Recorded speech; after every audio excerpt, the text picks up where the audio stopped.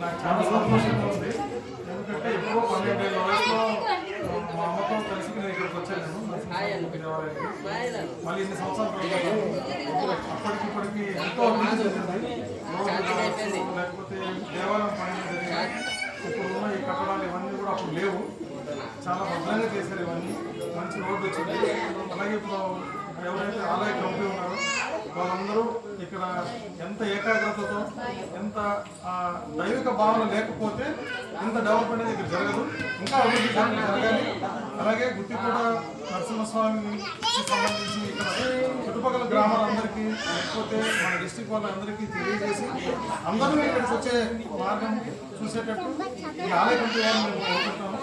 అలాగే ఇప్పుడు ఆర్యవైశ్య సంఘానికి ప్రెసిడెంట్ మా శ్రీకాంత్ గారు వాళ్ళ అన్నగారు నాకు చిన్నప్పుడు క్లాస్మేట్.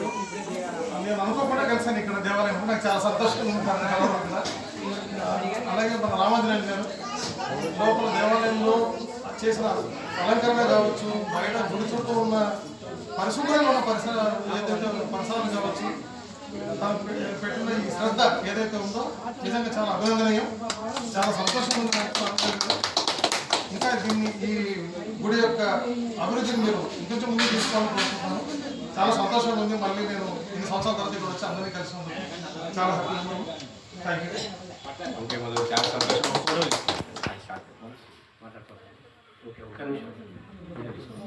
ఈ సందర్భంగా దొండపాండు ఆలయ రంగనాథ స్వామి ఆలయ ధర్మకర్త అలాగే వచ్చి ఆర్యవైశ్య సంఘం అధ్యక్షుడు మోకం గారు మాట్లాడుతున్నారు. జై వాసవి. ఎంతో పవిత్రమైన దేవాలయం నరసింహస్వామి దేవాలయం. ఇది రాతుల కాలం నుంచి ఉన్నది. అతి పురాతనమైనది. చాలామందికి ఇక్కడ వాళ్ళకి అందరికీ తెలుసు. ఇప్పుడు మధు గారు కొంచెం బాగా చిత్ర పరిశ్రమలో అందుబాటులో ఉంటాడు. దయచేసి ఈ గుడిని, ఈ ఊరిని, వాళ్ళు పుట్టిన ఊరిని, వాళ్ళ ఫాదర్ ఎన్నో రకాల సేవలు ఇచ్చినాడు. డాక్టర్ శివరామరెడ్డి అంటే తెలియని వాళ్ళు ఉండరు. అనేకమైన సేవలు. అసలుకి అతి తక్కువలో ట్రీట్మెంట్ క్లియర్ కావాలంటే డాక్టర్ శివరామరెడ్డి అని ఎప్పటి నుంచో పేరు.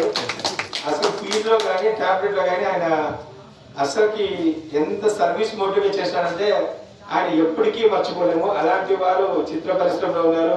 ఒక అతనేమో మా లాయర్ అయినాడు చంద్రశేఖర్, మా క్లాస్మేట్. అంత పేరు తగ్గ వాళ్ళు మన ఊరు ప్రతిభని కొంచెం ఆ చిత్ర పరిశ్రమలో చూపిస్తూ ఇంకా మెరుగుపడేలా చేయాలని ప్రతి ఒక్కరికి మోటివేట్ అవుతూ మన ఊళ్ళో ఉన్న దేవస్థానాలు ఎక్కడ లేవు. అంత చరిత్ర కలిగిన ఊరు.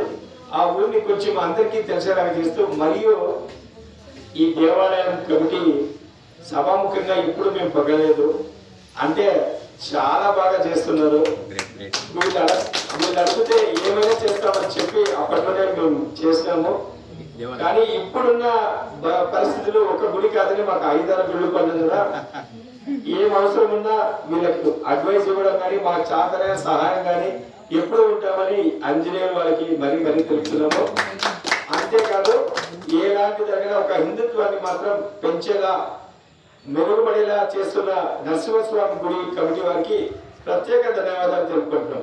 జై వాసవి, జై నరసింహస్వామి. ఓకే, అంత మంచి మాటలు మాట్లాడారు. ఇక్కడ వంగదారి శ్రీనివాసులు, మీరు కూడా పెద్ద వ్యాపారస్తులు. ఇలాంటి డివోషనల్ కార్యక్రమాలకి మీరు కూడా చేయూతనిస్తారని ఆర్యవైశ్య సంఘం వైస్ ప్రెసిడెంట్ ఆర్యవైశ్య సంఘం వైస్ ప్రెసిడెంట్. ఈ సందర్భంగా ఈ అవకాశం ఇచ్చిన ఇక్కడికి వచ్చిన పెద్దలు, సినీ ఫీల్డ్ పెద్దలు, వీరశంకర్ గారు, గురుంబశంకర్ డైరెక్టర్ గారు, పవన్ కళ్యాణ్ గారు సినిమాతో తీసిన, నేను ఆఫీస్కి వెళ్ళాను 2-3 సార్లు మధు ఉన్నప్పుడు. వీళ్ళందరికీ ధన్యవాదాలు చెప్తున్నాం. వాళ్ళ టీంకి రాబోయే కాలంలో గుత్తికోటలో మంచి సినిమాలు కూడా తీయాలని సందర్భంగా గుత్తికోట సంరక్షణ సంస్థ తరఫున మేము కోరుతున్నాం సార్.